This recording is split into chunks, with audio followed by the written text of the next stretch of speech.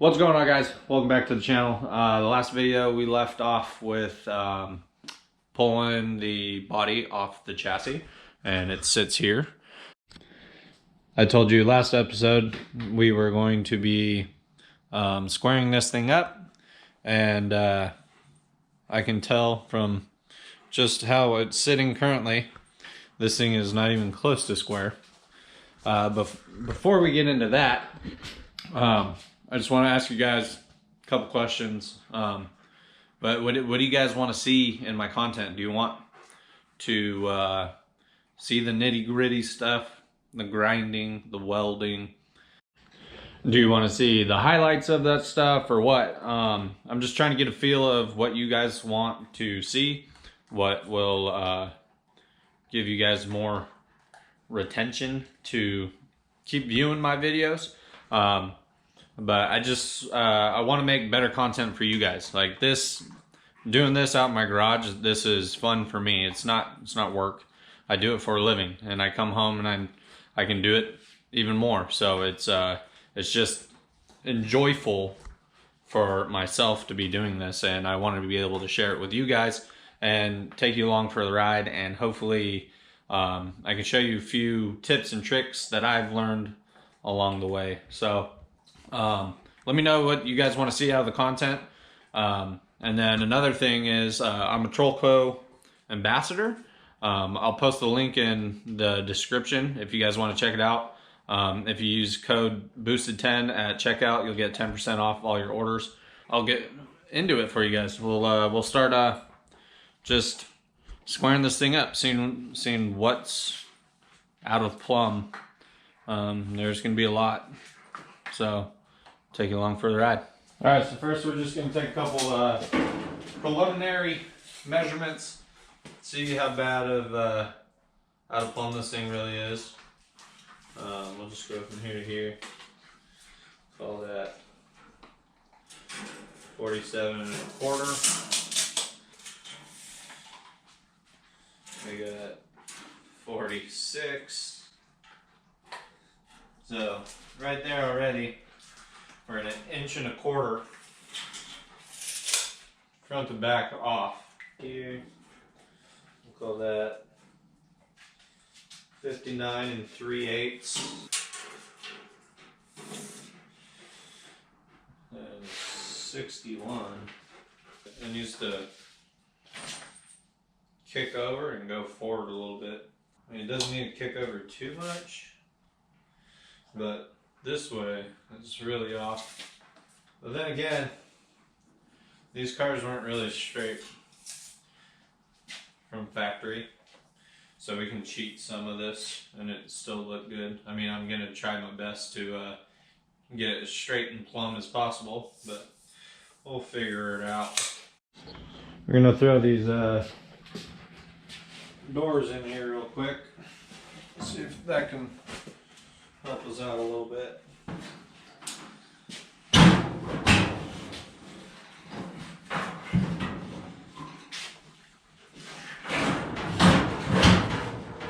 See if we can get this done. Guarantee you, as soon as I move this over here, that's gonna fall apart over there. Oh, so far so good. This.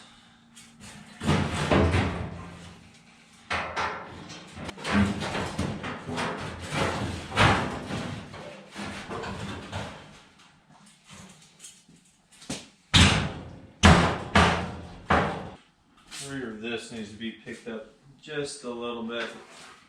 There's not much holding it. Well, this is all that's holding these quarters on right here.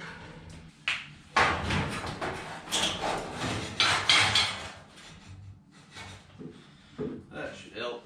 Take a couple measurements real quick, see if anything changed just by putting that on there. Yep, so now we're at 46.5, 45 5/8.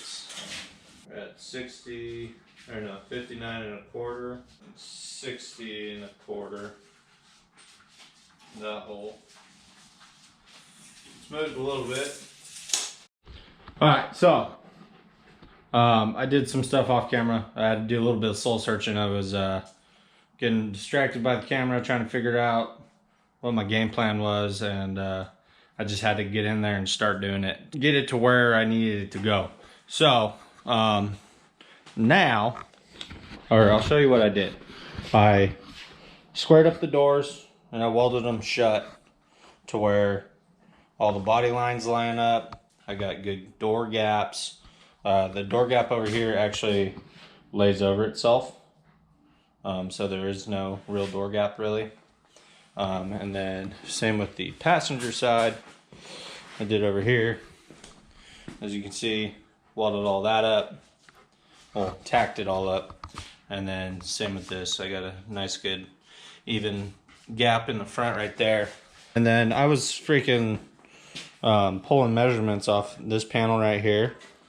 And my dumminess didn't realize that this was just bolted on a single bolt, so it wasn't really a good thing to go off of. So from here to there, we'll just say 61.5, and then over here to here we're 61. So that's definitely livable for a 93-year-old car for right now for what we're doing. I will probably take a little bit more time off camera to square it up a little bit more. But for now, that's good enough for me. All right, so we're back. New day, new me. You know how it is. I don't know exactly where we left off. I put this on jack stands just to get it up higher for myself. We straightened out some stuff.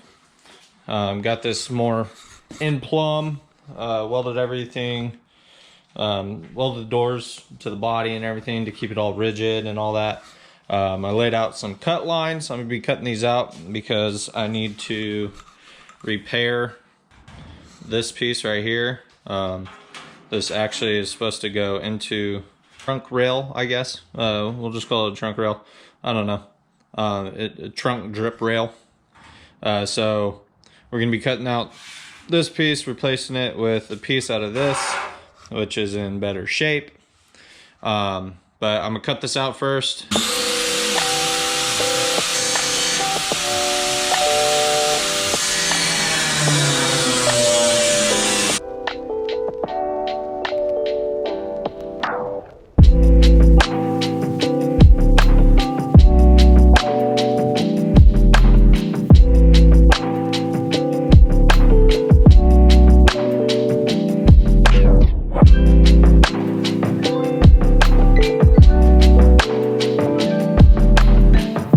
Next thing I'm gonna do is I'm gonna just lay this on top, get this body line matched up just like such, and then I'm actually gonna throw a couple self-tappers in here just to hold it in place, get my marks down. I'm gonna cut this piece out and then we're gonna start tacking it back in. All right, so we got all our edges cleaned up, and now we're going to throw it in here with a couple clamps just to see what it looks like, make sure it all fits well. We'll get this thing in there. And as you can see, we got our piece back in here. We're using these butt welding clamps. You can get them at your local Harbor Freight. They're like 15 bucks or whatever for 8 clamps. Super nice, helping with the with holding 2 pieces of sheet metal together so you can weld them up. So next thing I'm gonna do is tack in between these, just every couple inches, and then we'll pull those clamps out and then start tacking it up some more.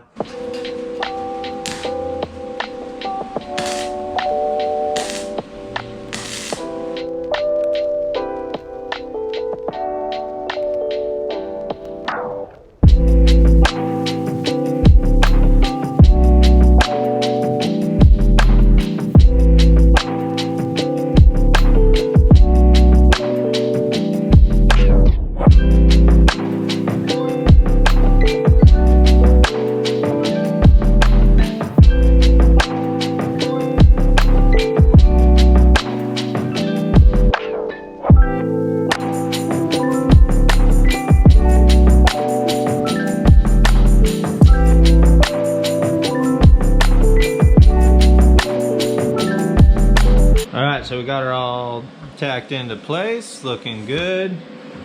All nice and flush. I'm gonna go back and use this hammer and dolly. We got the trunk drip rail tacked in there as well. We're just gonna leave it all tacked for now until I do this side as well, and then we'll test fit the trunk lid in there again and make sure it all lines up all good. And so we'll get started on this side. Alright guys, so we got our trunk lid fitting in there pretty good. We got our quarter trunk rail tacked in for now, fitting all right. We'll finish welding this stuff up after I get the body back on the chassis. So we already got our measurements and everything for all the bars that we need. We're just gonna start cutting them out and tacking them into place for now, and then we'll do a little fitment check on the chassis over there.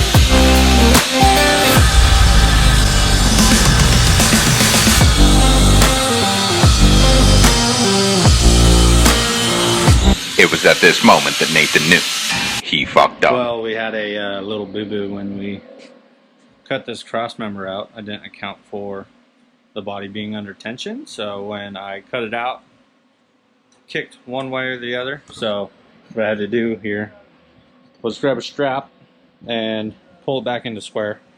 So now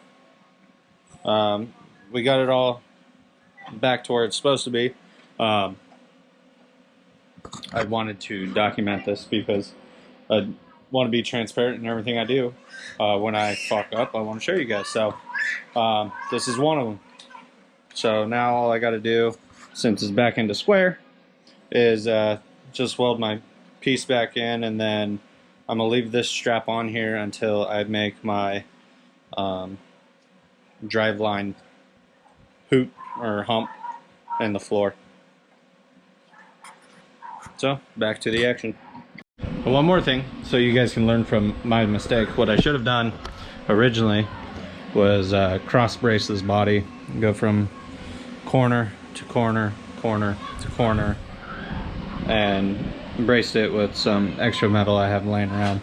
So when you do cut out your cross members, when it goes to relax, it can't. So it keeps it into the shape that you want it to be.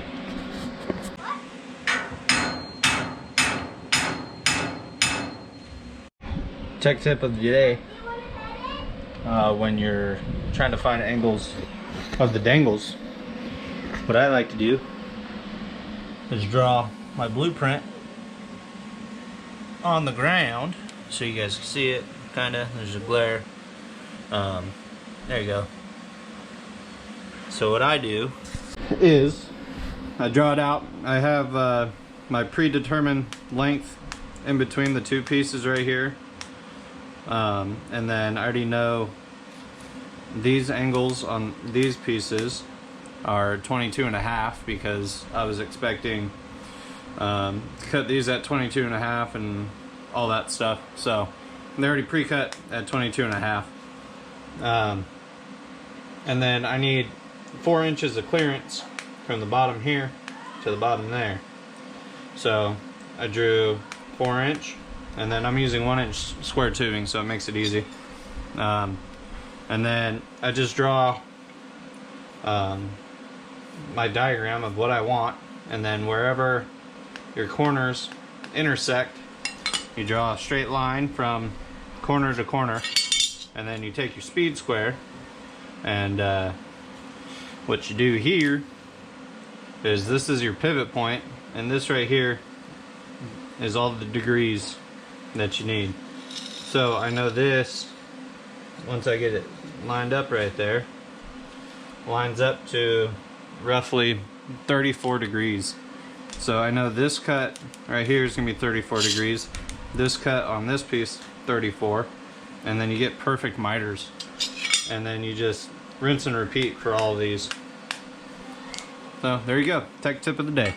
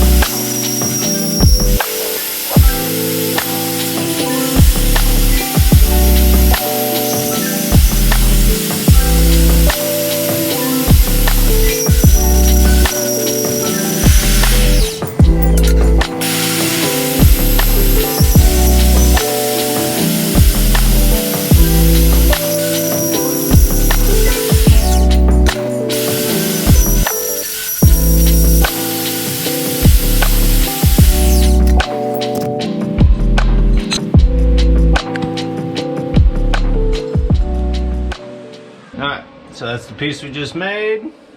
It sits in there pretty nicely. Couldn't ask for a better fitment, and that should give us enough clearance on the old tunnel there to clear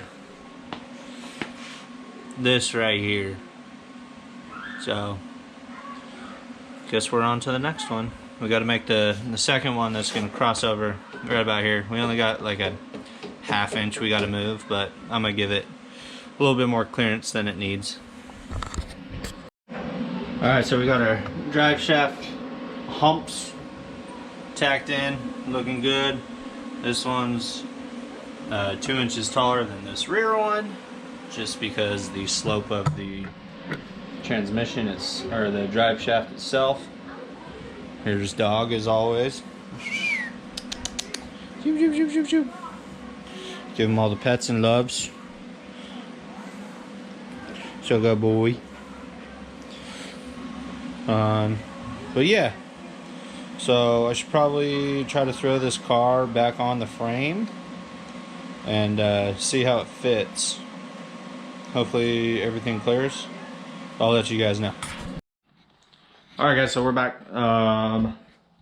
We left off with me putting the body back on the chassis just to get a test fit, make sure our drive shaft was going to clear our tunnel, make sure our flooring structure was going to clear the transmission right here, and so far so good.